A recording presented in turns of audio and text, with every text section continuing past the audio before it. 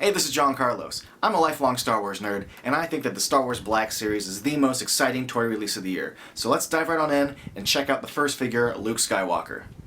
The packaging for Star Wars The Black Series is simple, and dare I say, kinda classy. It definitely separates itself from the last decade or two of Hasbro blister card packaging. I like the elegance of just the photo on the back, and a neat little movie quote.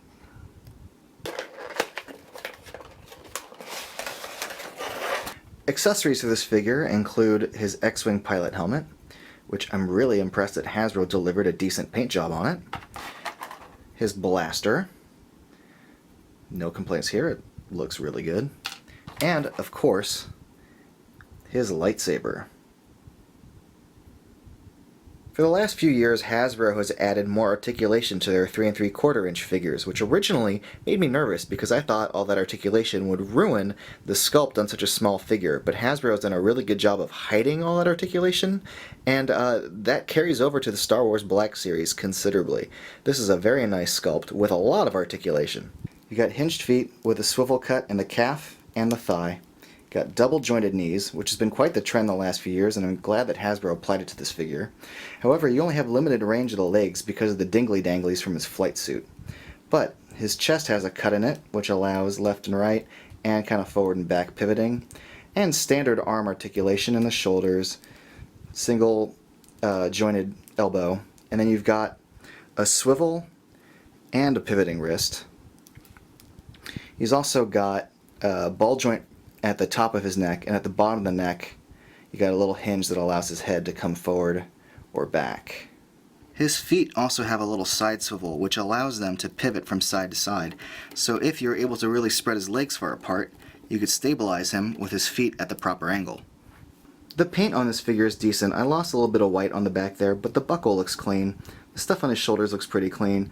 The front chest piece looks good. All the paint stays within the lines.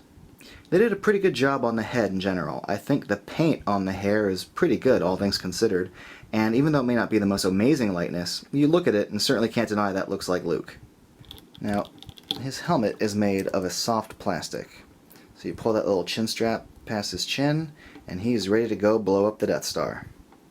The right hand's index finger is sculpted slightly more forward, presumably for gun placement, but it's not forward enough.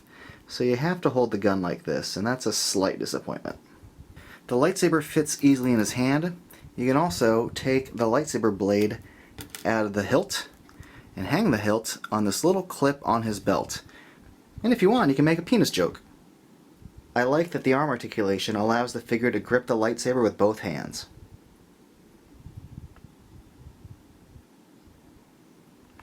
Alright, I got the collector's bug when I was a teenager in 1995 because of the Power of the Force line. And then I got kind of carried away with McFarlane Movie Maniacs and NECA, and ever since then, 6-inch figures have been my preferred figure of choice.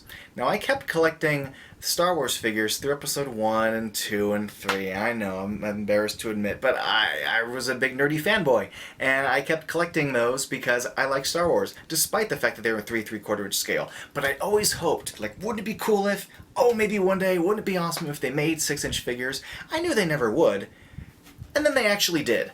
I literally never thought I'd see the day. I thought this was never going to happen, considering it's been almost 20 years since they launched Star Wars figures again with Power of the Force, but they did it, and I'm really happy with how it turned out.